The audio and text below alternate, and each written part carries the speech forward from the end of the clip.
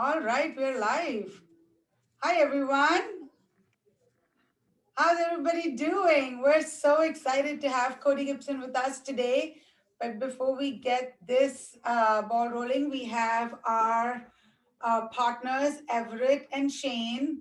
Um, Everett, you'd like to start first from Bond Street? Absolutely. So my name is Everett Garnto. I'm with Bond Street Mortgage. We're one of the preferred lenders in the Bergen County Partners. Just going to make it quick. Obviously, everyone knows with the lack of inventory, one of the toughest things is working with these buyers.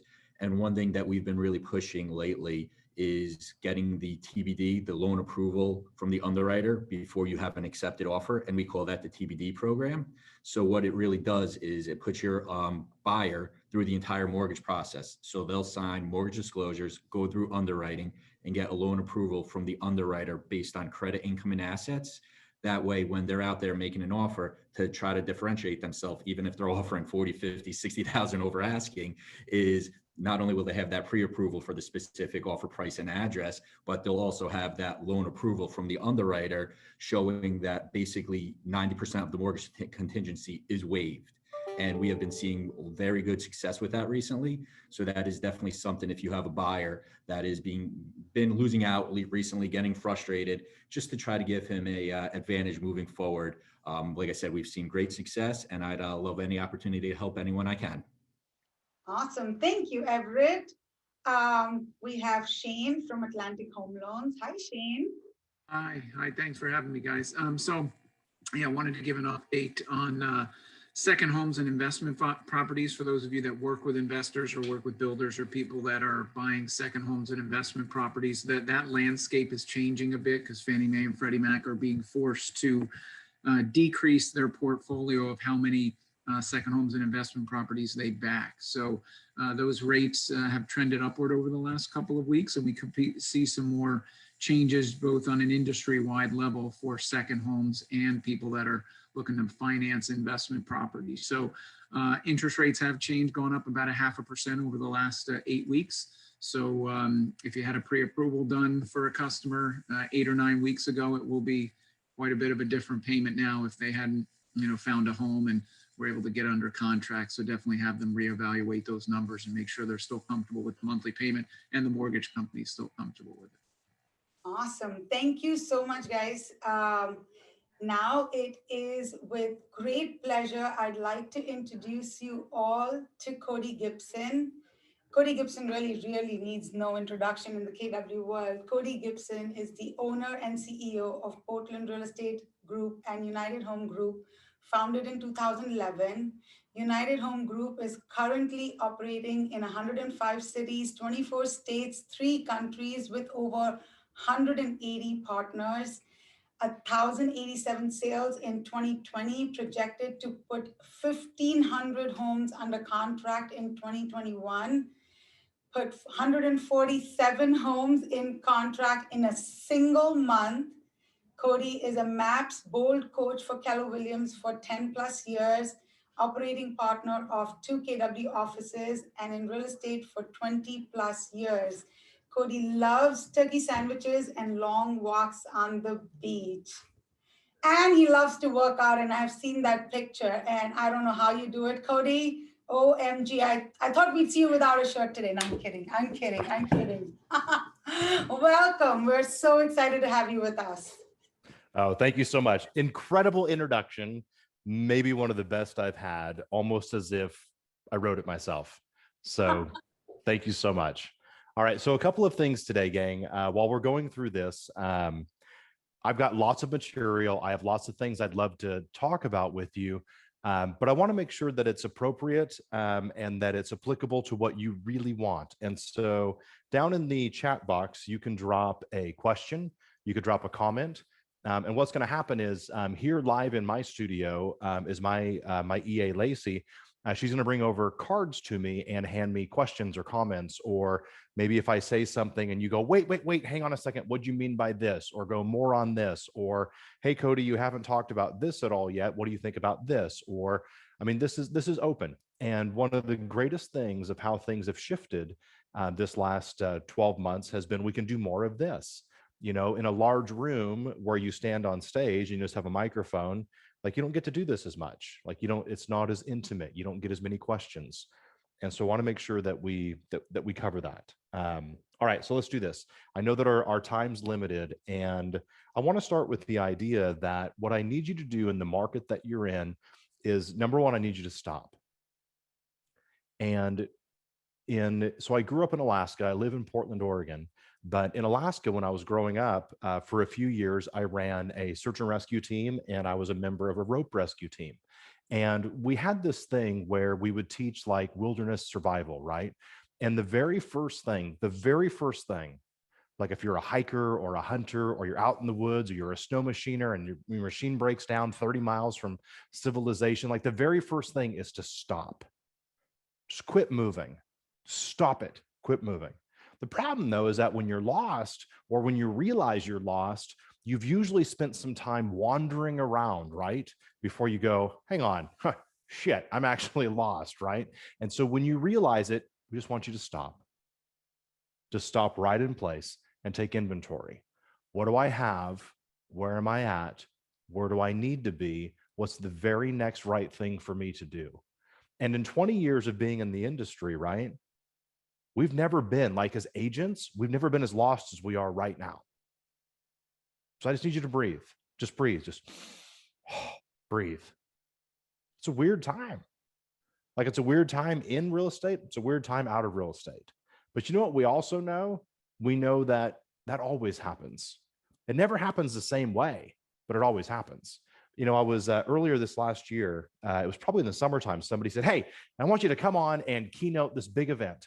And it was all digital, of course. And what we want you to do is, Cody, we want you to say that this market shift is nothing like the last ones.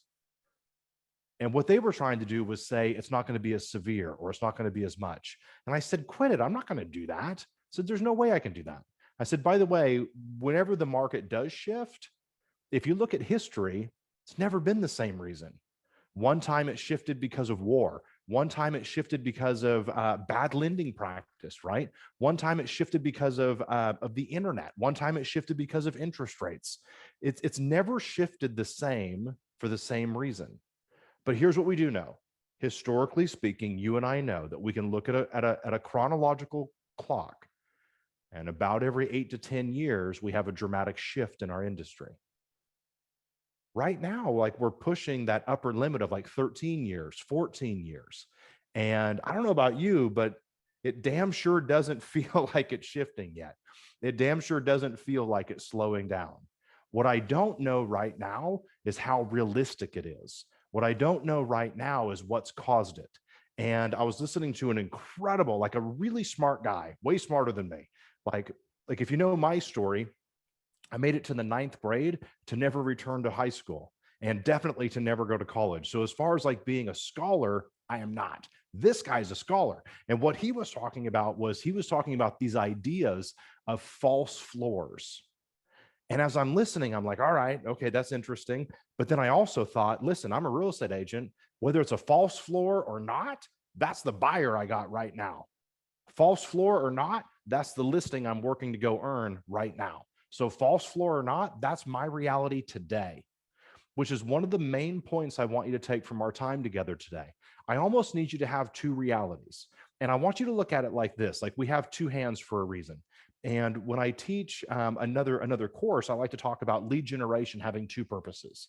And purpose number one is to find a sale or to find a listing. That's awesome.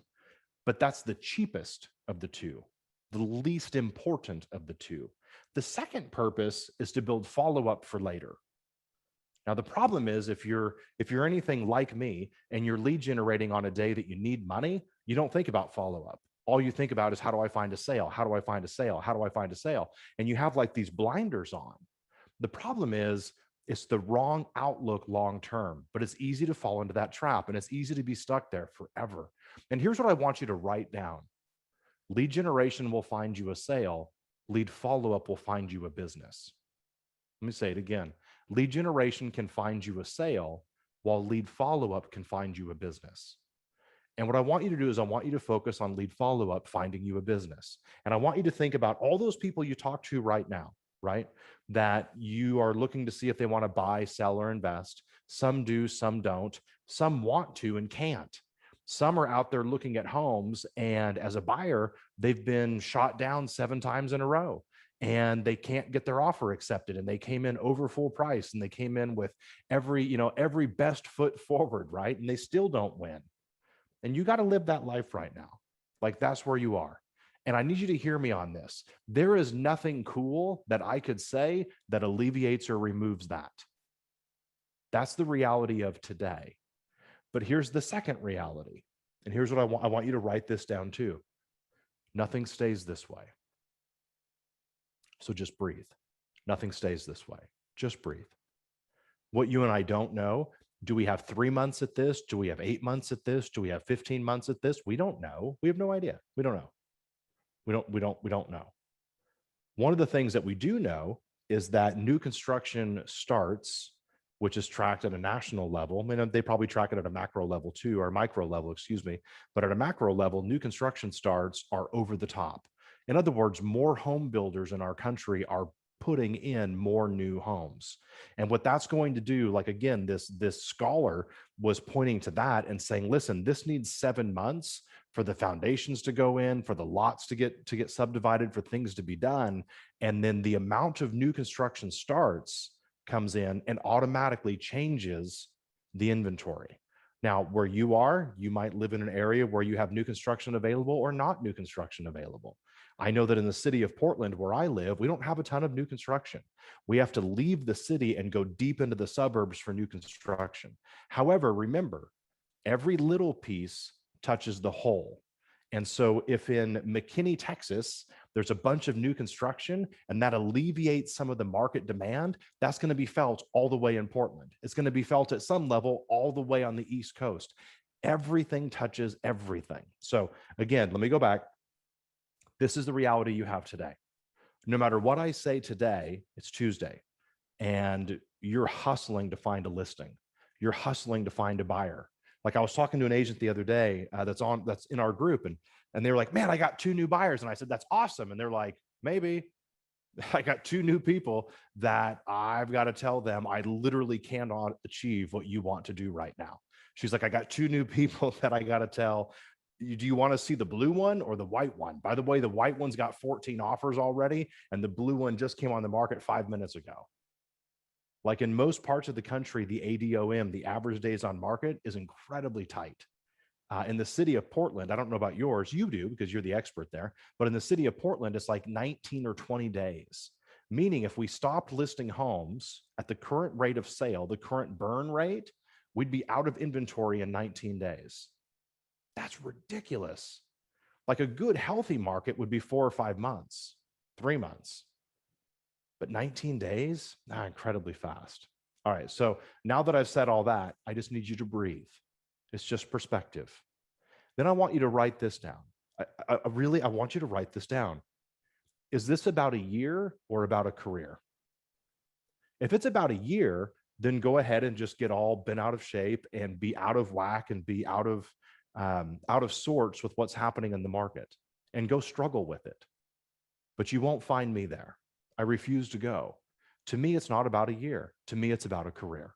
To me, it's a 10-year run, a 20-year run, a 30-year run. Now, if you're at the age or at the place financially that in 18 months you're going to be out of our industry, then who cares what I have to say anyway? Like, it's irrelevant, right? Doesn't matter. You won't be here. But if you're like me and you've got 5 or 10 or 20 or 30 years left, I mean, I'm 41 years old this June. I'm not going anywhere for a long time. I got 20 plus more years left in this industry. And I know this. I know that this year is not what the next 21 years looks like. And the only reason I know that to be fact is that there's been no year in the last 20 years that's been duplicated 20 times over. And there's a lot of peace in that. So just know there's things that you can and can't control. But at the end of the day, just remember you have a 100% survival rate so far. Just think for a second, like all the stuff you've been through in your life, the things that have happened, the hard days, the good days, the times you look down and been like, whoa, how am I going to make it through this? You've got a 100% survival rate so far. Nothing has taken you out. And this won't either unless you let it. This won't either unless you give it that power. And I need you to have opportunity around this. Like, you've got to look down and think, is this happening to me or happening for me? I believe deeply, deeply that someone's going to be on stage with Gary Keller in 2 or 3 years. I mean, hopefully it happens this next year at Reunion in Florida, right? Like, hopefully that happens. And if it does, great. If it doesn't, that's out of my control and your control too. So it's irrelevant. It doesn't matter. The less time that you and I put into things that we can't control, the more money we're going to make. The less time that you and I put into things that we don't get to dictate, the bigger life we're going to live. So if you want to live a great big life and you want to make great big money, you can't afford the luxury of fooling around with thoughts around things you can't control.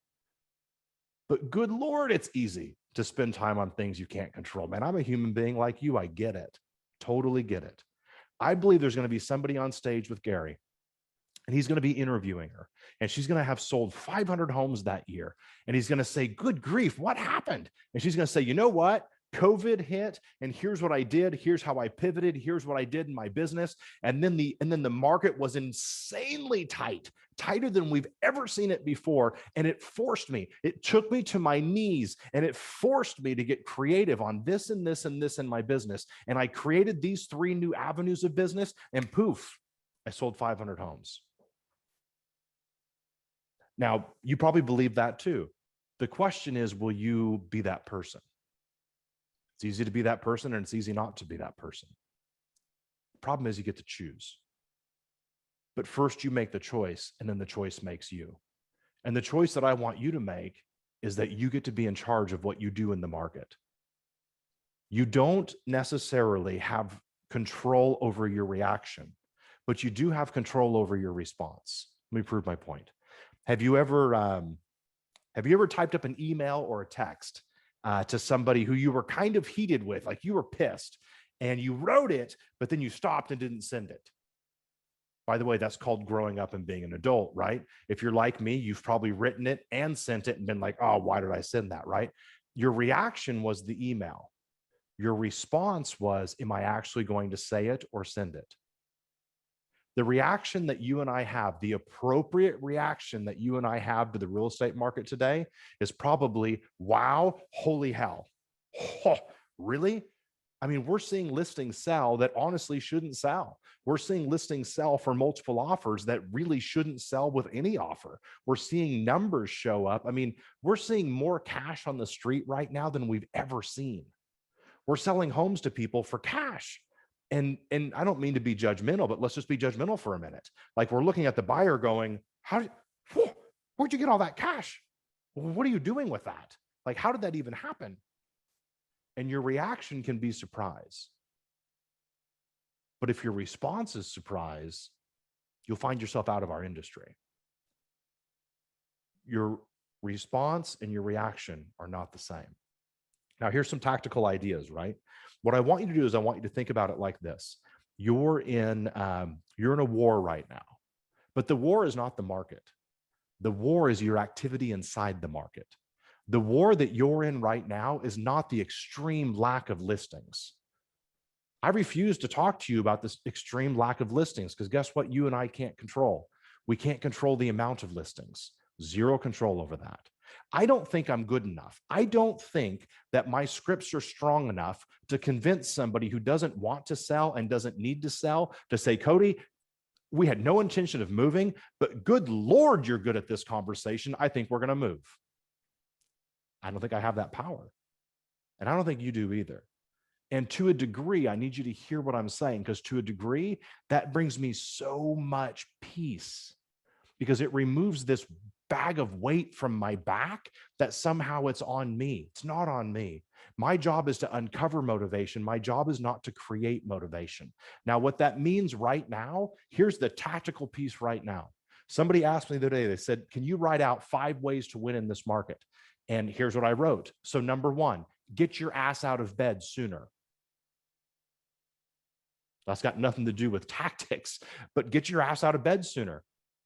Tactic number 2, go to bed later. If there's a time in your business, I'm sorry. If you showed up just looking for a pep talk, you got the wrong Zoom today. But that's tactic 1 and 2. Get up earlier, stay up later. And I don't mean to play around or to watch TV. Like I need you to hear me on this, damn it. If there's a time in your career, if you work for 30 years in this industry, if there's a time in your career that you throw time at a problem, you're living it. You're in it. I'm in it. We are in it right now. This is where we put more time into it. And the reason why is because we don't know what to do. Who's lived through this before? I sure as hell haven't. I've lived through tight inventory before, but I've never lived in 2 decades this tight of inventory. And I have for sure never lived through this tight of inventory with all the political landscape around it, all of the health landscape around it, the money landscape, the stimulus landscape, what's happened in the stock market landscape. I have for sure never lived through that. So there is no playbook. So if you're looking for a playbook, one doesn't exist. You're living it and you're creating it. You're living in a time, and I'm living in a time that our industry is going to talk about in 10 years. And they're going to say, here's what these guys and gals did 10 years ago. Here's what happened. Here's what worked and what didn't work. Now, get up earlier, stay up later. This is when you put more time in the game. We don't have a hard job. We don't. You know who's got a hard job right now? A mayor. A governor. He or she goes into their office. They don't know what the hell to do. Do they open up? Do they not open up? Do they back off on this? Do they push forward on this? Is it about the vaccinations, or is it this, or is it that? That's a hard freaking job. Like, they don't know the answer. When's the last time they governed during a global pandemic? Never. When's the last time you and I sold homes in a global pandemic? Never. We're just in it right now. But just keep perspective. Those are hard jobs. Our job, real simple. Talk to people today that we were talking to yesterday about buying and selling homes. Talk to people today that we weren't talking to yesterday about buying and selling homes. Deliver and offer a world-class experience of working with us. Number 4, talk to a whole lot of people over and over and over and over and over again. Don't miss an opportunity. You're living in a time, can't miss an opportunity. I tell a story sometimes about how when I first started in real estate, it was the year 2000. And I was told, if you sell a home a week, you'll be okay forever. And there's a whole 20-minute story around that. And you could catch the story at 7 Steps to 10 Listings. I digress. But I sold 16 homes in 17 weeks. Brand new guy, brand new agent. And it was week 17. It was Thursday. And I walked into my manager's office and I said, hey, can I get an extension until Monday? And he goes, extension for what? And I said, well, I haven't sold my 17th home this week. I've sold 16. Now just think for a second, 16 homes in 17 weeks. He looked at me and he said the worst possible thing he could say. He said, Cody, you're doing amazing. Nobody sells a house a week forever. And in that moment, my mindset changed. And it took me 4 months to sell the next house. And it wasn't because my skill set was different, because my mindset was different. Have you ever learned a truth that might be true, but it doesn't help you? On that day, I learned a truth. For most people, they don't sell a house a week forever. But it didn't help me. And I need you to have a pig-headed experience in this market. You can't lose an opportunity. And people will quite often ask, like, oh man, that's cool. What'd you do to sell a house a week? I said, well, here's what I didn't do. I didn't have a written plan. Here's what I didn't do. I didn't have an amazing 135. Here's what I didn't do. I didn't have a great 411. Are all those things great? Yes. But you know what trumps all those things? Work ethic. You know what trumps all those things? Treating our business like an athlete and saying, you know what? I'm going to get up earlier. I'm going to stay up later. If I got to work out twice today, I'm going to work out twice today. Like if 2 a days are what I got to do, I'm your guy. I'll do 2 a days. Don't know what to do, but I'm going to move. I'm going to work. But most of my friends in our industry, and I've put 20 years into this, this is all I do. Most of them aren't willing to do that. They want to work through this market. They worked through the way they worked through the last market. And if you work in this market the way you worked in the last market, you might not survive to see the next market. need you to be real clear on that. It's up early, it's up late. Now, the great thing about where we are right now, is that no one's really paying attention. We can just try things. If there's a time in your career that you pick up a new geographic farm or a sociographic farm, I mean, stay away from schizophrenic farms, but if you were to pick something new, if you were to have a new lead generation lever, if you were going to go and dip your toe into internet lead generation or writing ads that go onto Facebook or converting business off of Instagram or whatever it is that you want to do, now's the time to go try it. Because if it works, awesome. But it might not have worked in the market that we came out of, and it might not work in the market we're going into. And I was told this, it was Gary that said this. Gary said, you never prepare for the market that you're in because it's too late. Let me say it again. You never prepare for the market you're in because it's too late. You're already in it. You only prepare for the market you're going into. Now, what you and I don't know is this. We don't know 100% what the market looks like that we're going into. But what we do know historically is that everything that goes up eventually what? Eventually flattens out, eventually turns back around 100% of the time. Now, over time, we always end up going up over time, but we have these little bubbles. We have these little levers. The only important thing for you to do right now is to define and answer this question. I'm going to give it to you. I believe at the end of the day, we're paid in proportion to the level of questions we ask. And if we want to earn a great big income, ask great big questions. And I also believe that it's probably more important to know the question than it is to know the answer. And the reason that's true for me is that the question makes me a seeker. The question makes me someone who goes and looks. The question makes me somebody who's inquisitive and puzzled and interested. I don't know that I'm at my best when I have all the answers. You know when I'm at my best? When I'm looking for answers, because that's when I'm sharp. So here's the question, and I don't know the answer to it, but the question is this: what is the experience that the consumer wants? I think you ought to ask the question. What's the experience that the consumer wants from our industry? And if there's a question that should send chills up and down the spine of everybody with a real estate license today, it's that question. Because regardless of what you and I think, the consumer's in charge. Regardless of what you and I think, the consumer's driving this ship. I was in a mastermind a few days ago, and it was some of the top people in the country. And we got into this whole conversation, and I'm watching the conversation unfold. And the majority of them are sitting around talking about and justifying how the realtor will never leave the industry, why the realtor is so integral, the agent is so integral to the transaction. And I'm watching it, and I'm thinking to myself, I'll bet there was a day that this was what the taxi cab driver sounded like. There was probably a day that this is what the stockbroker sounded like. There was probably a day, you're getting my point, that this is what the travel agent said. I refuse to have hubris around this. I refuse to have pride around this. Can I be replaced? Hell yes, I can be replaced. The world will keep moving. Our industry will keep moving. I think that you and I are living in a time that in the next 8 or 10 years, we're going to see the real estate business change more in the next 8 or 10 years than we've seen it change in the last 80 years.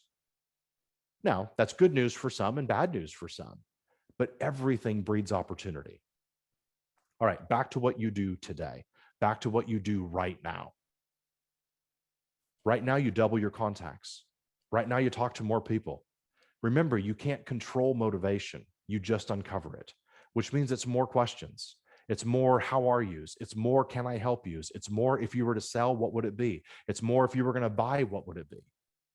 If I could change one piece of how we look at the industry, it would be how we look at listings. And let me prove my point to this. People will say things like, how do you get more listings? I don't know how to get more listings. I know how to earn more listings. And I need you to see the difference between the two. When we say to ourselves, get, it's almost like it just shows up. You've never heard somebody on stage being interviewed saying, you know what we did? We got 200 listings last year. They don't say it. They say we took 200 listings last year. Do you see the difference? They'll say we earned 200 listings last year. Do you see the difference? If there was a getting tree for listings, I'd be there right now and not here with you. I'd be over there plucking fruit off the tree to get listings. It doesn't exist. And if I could get you to change your mindset around that and instead say, how do I earn 2 listings? Instead, how do I get 2 listings? Then just the moment you do that, the brain begins to give you answers. How do I earn 2 new listings? How do I earn 2 new buyers? How do I earn an accepted offer? Now, there's some tricks. I love the fact that the lender who was on here, which I don't hear very often, but it was one of the things I wrote down for you today. There has never been a time that having people all the way through the pre-approval process has been more important. If you're working with a buyer right now and they haven't been through desktop underwriting, they haven't been underwritten, they're not ready to move, you don't really have a buyer. You have a potential buyer. The problem though is, and I want to go one level deeper than what the sponsor kindly talked about at the beginning, you almost have to educate the listing agent on this. Because most listing agents, we use the term universally. We use the term pre-qualified or pre-approved universally, but it's not the same thing. You and I know that. Pre-qualification basically means I think they're good. Pre-approval means the person who controls the bag of money says they're good. 2 different things. But what that means is you almost have to have, there's an old saying, and you might want to write this down. There's an old saying that it's always going to be about the conversation before the conversation that matters the most. It's the conversation you have with the listing agent before that matters the most. And you almost have to ask them, I have a fully pre-approved buyer, meaning they're all the way through underwriting, meaning they could close in 10 days. They can close in 12 days. All we need is an appraisal. Like however long that takes in your market, that's all we need. But you almost have to educate them, because if you don't, you can't take it for granted. If you don't, they might look at all 12 offers. 11 of them are pre-qualified, only one's pre-approved, but they think they're all equal. They're not. And you might have to actually do it. There's lots of lenders who won't do it.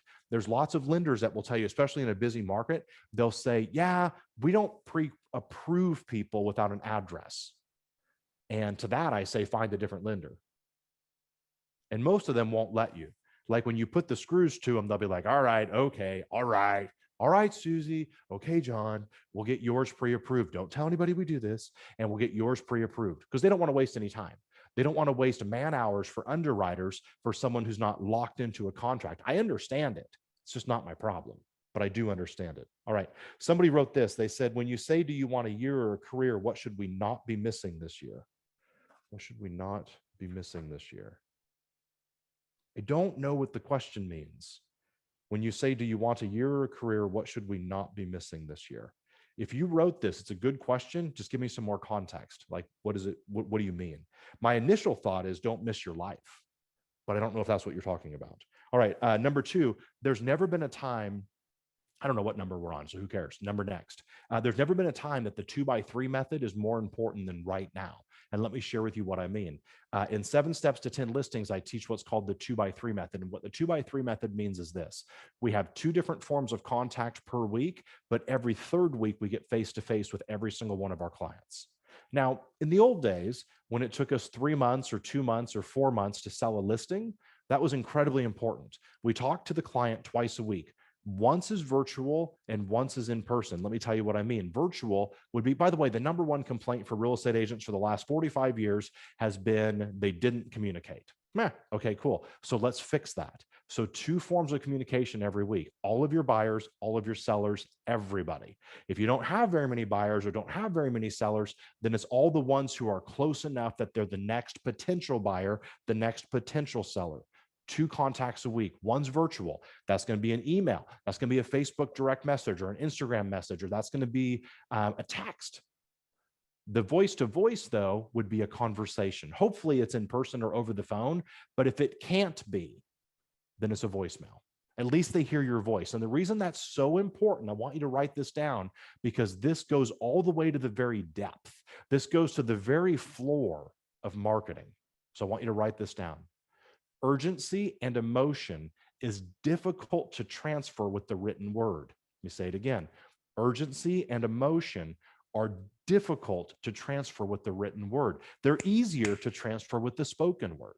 which is why it's so important. Even if you can't get face-to-face, even if you can't have a real life dialogue, they still get the voicemail from you because they can still hear your voice.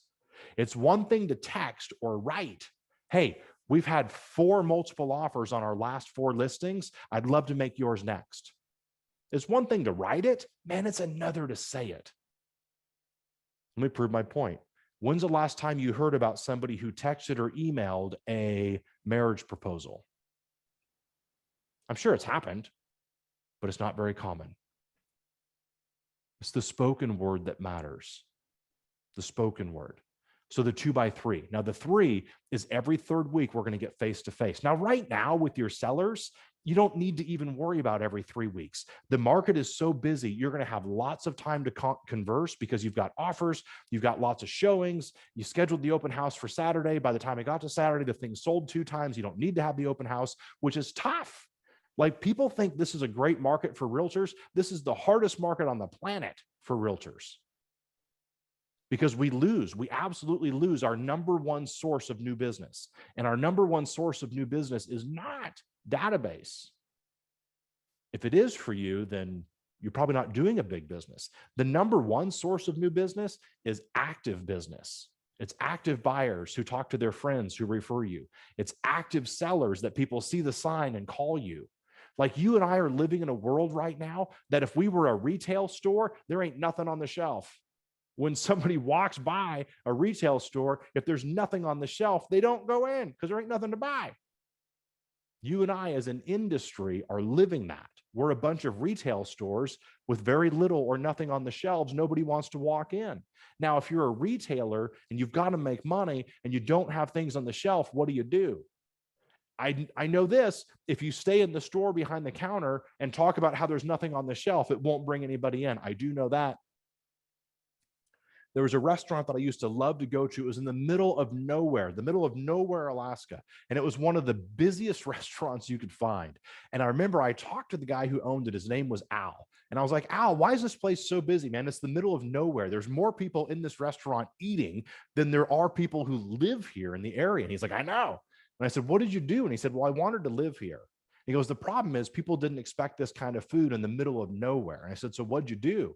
He goes, well, I built the building and nobody came in. And I said, all right, I get that. And I said, so what'd you do? And he said, you know what? I stood outside. I stood in front of the building and I had a great big fishing pole and I had some heavy line on it and a giant hook. And I got like one of those like big rubber stakes. And when I saw a car coming from down the street or from down the road, I would flip that stake across the street. And when they got closer, I'd be reeling it in so they saw the stake moving across. He said, I did ridiculous things to get people to come in. He said, I remember I stood in the street and stopped a car and said, it's lunchtime. Have you eaten yet? And they said, get the hell out of here. He goes, all right. And so the next one he stopped and said, hey, it's lunchtime. Have you eaten yet? And they said, no, we're starving. And that person came in and bought food from him. I tell you that story only to say what you did yesterday doesn't help you today.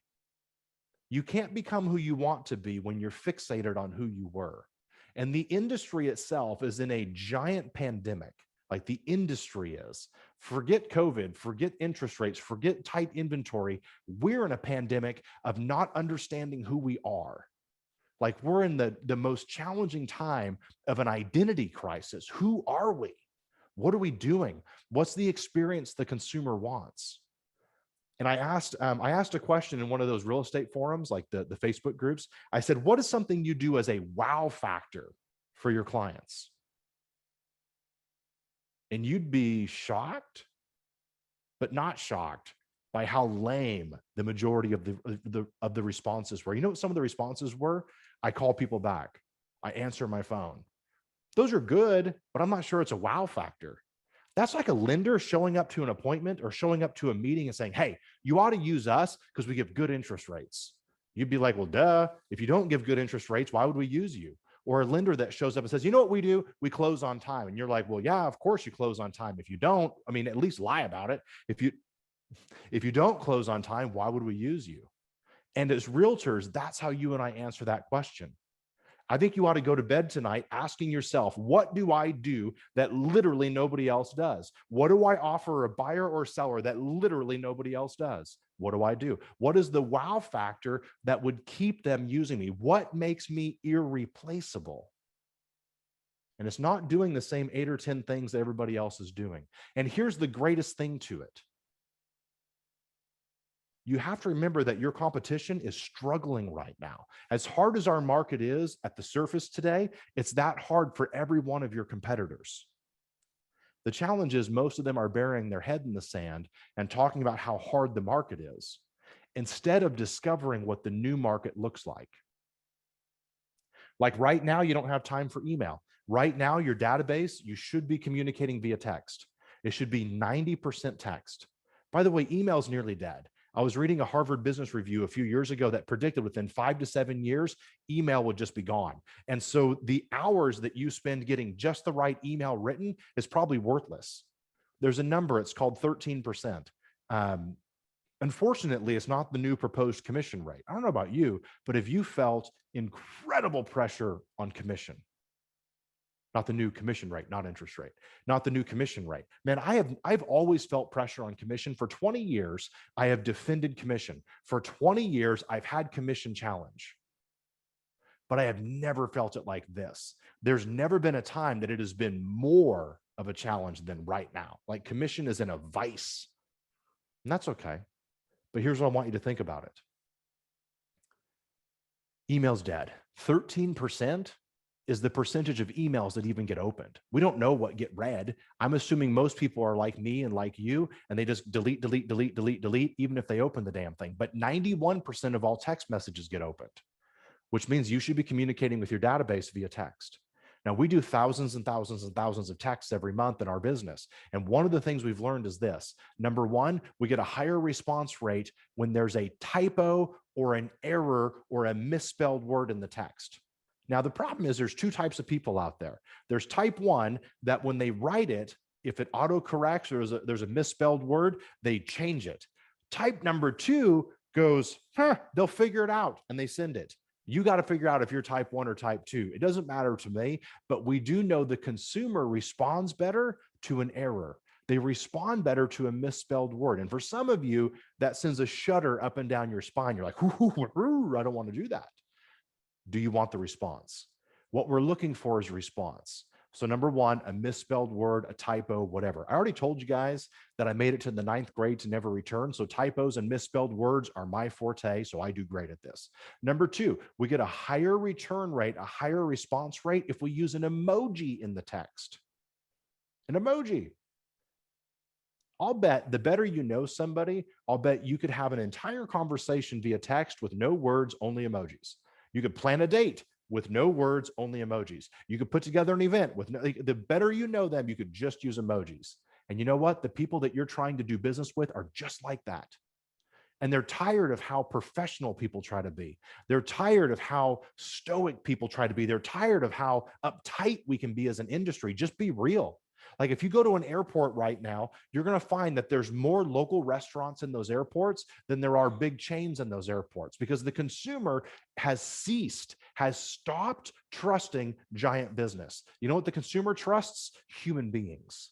The consumer trusts getting belly to belly. The consumer trusts talking to the person, talking to the guy, talking to the gal who's in charge.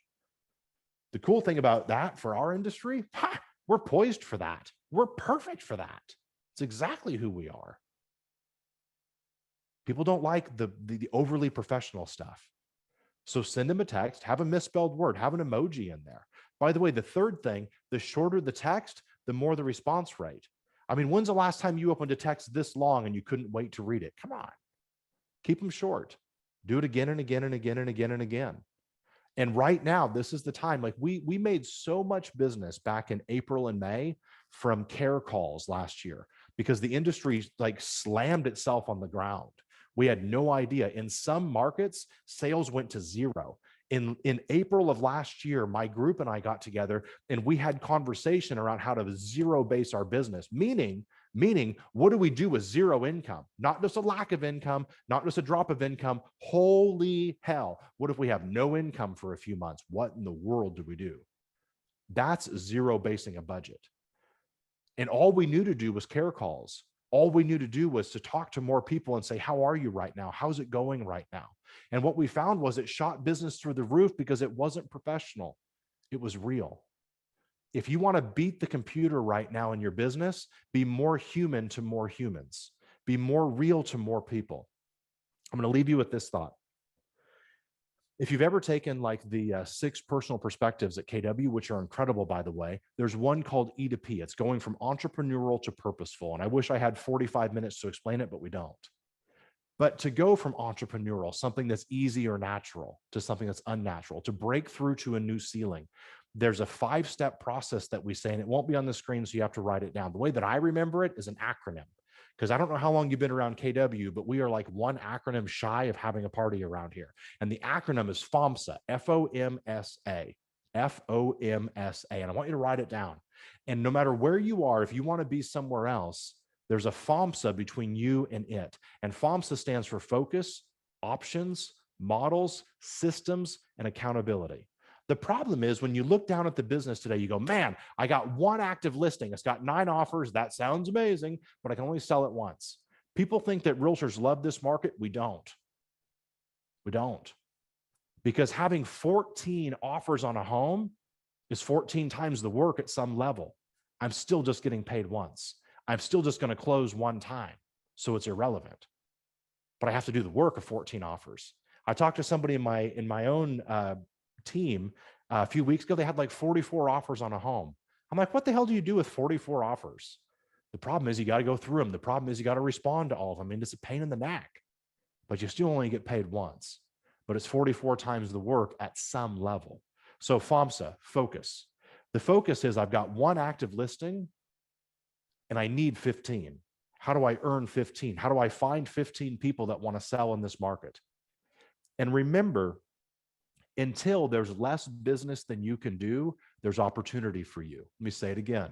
Until there's less business that you can do, there's opportunity for you. Here's what I mean by that. When I was brand new in the industry, I used to walk into our sales room, or like our whatever, like a conference room or work room, and there'd be a giant whiteboard on the wall. Like nobody does this anymore for good reason. But there was a giant whiteboard on the wall. And every time an agent in my office took a new listing or earned a new buyer or a new escrow, they'd write their name and the address and the sales price. Like nobody does that anymore. But back then, here's what I would do. On a day that I didn't have any business, I'd go stand in that freaking workroom and I'd look at the board. And it would just remind me there's deals. It would just remind me someone got a listing, somebody earned a buyer, somebody has an escrow. Why not me? They're not better than me. They're not smarter than me. They're not a better human being than me. They just knew someone I didn't know. They asked somebody a question I didn't ask. And that's how I think you ought to look at the business today.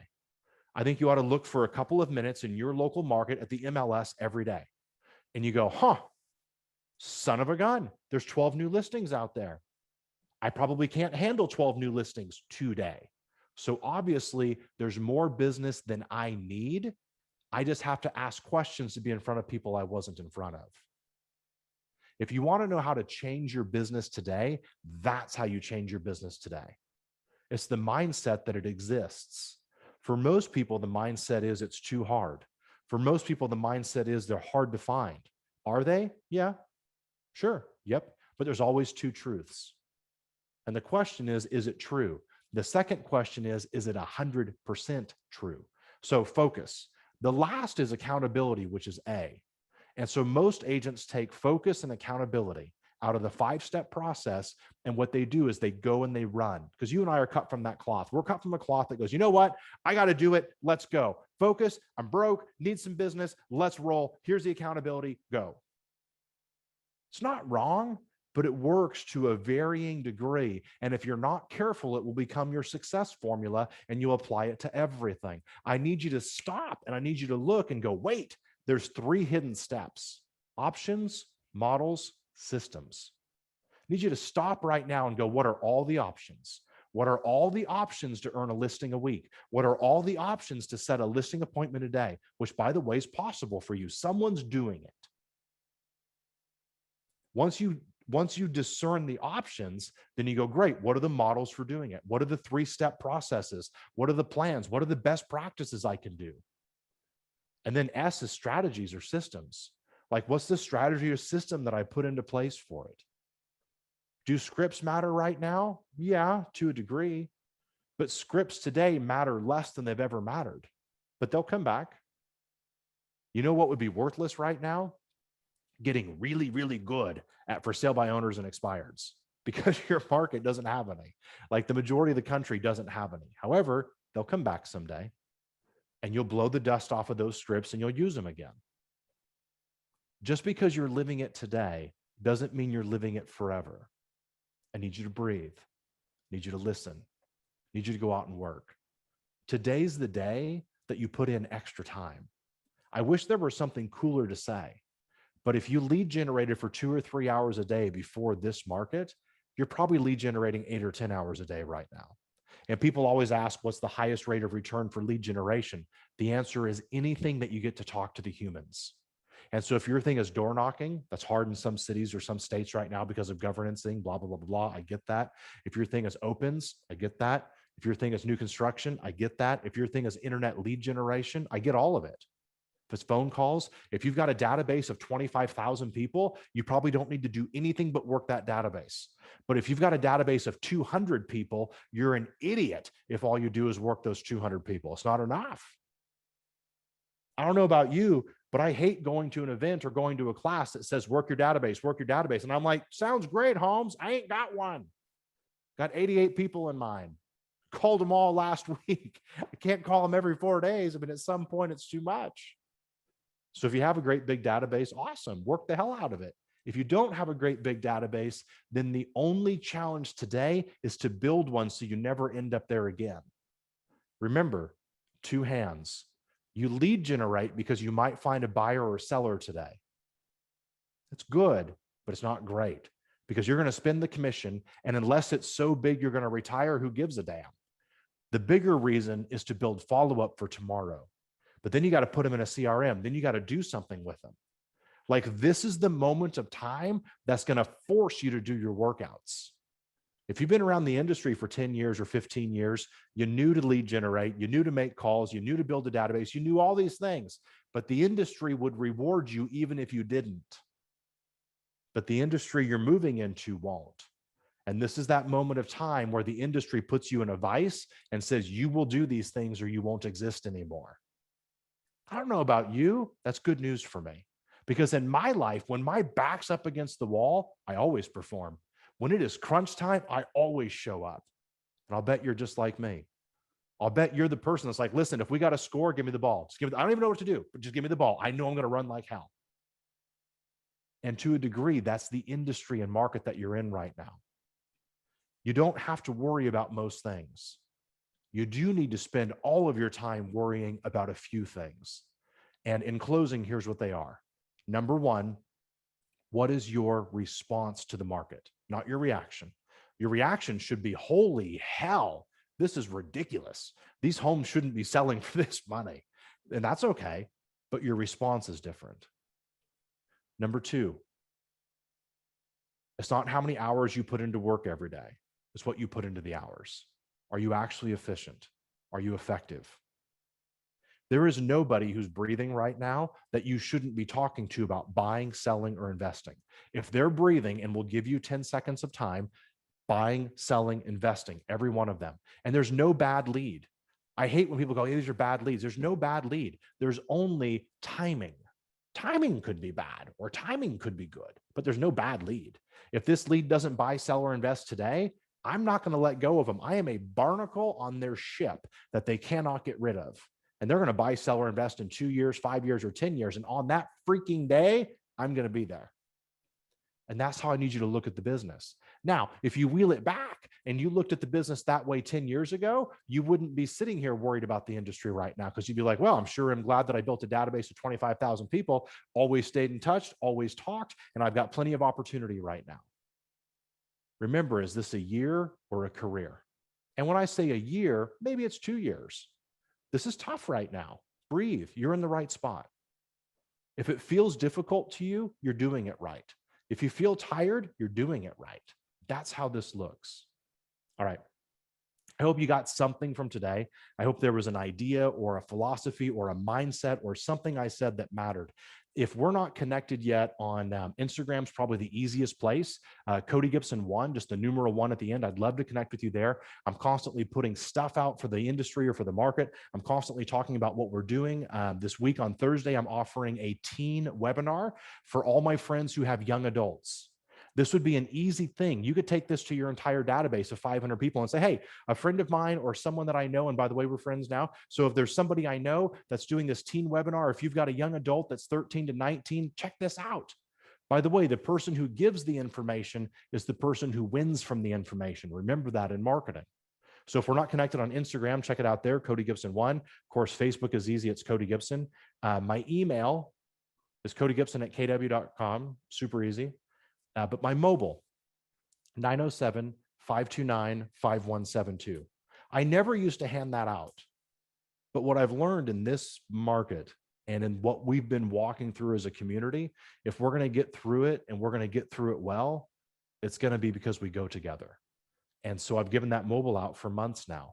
And if you want to shoot me a quick message or say, man, and have a 5-minute funeral, or this is difficult, or, I'm in, I'm doing what you're doing. I'm putting in extra time because I don't have a moment in my career to look back on that looks like this, which means I'm up earlier than I've ever been working. I'm up later than I've ever been working. I'm spending more time working right now than I've worked in 2 decades. My business is bigger than it's ever been, but I'm working more than I've ever worked. That's what this season demands. This season demands 2 workouts a day. This season demands eating the right food. This season demands getting the right sleep. It demands drinking enough water. It demands you being at peak performance. And if you're not at peak preparation, then peak performance is a pipe dream. And all of that matters before, where's my next listing come from? That's irrelevant. Where's my mindset come from? That's all I care about. You chase every lead. You chase them all because you don't know which ones work right now. There's nothing to compare it to. We don't have a comparable system or a comparable market. All right, so I see on the screen cell number 907-529-5172. All right, I hope you got something from this.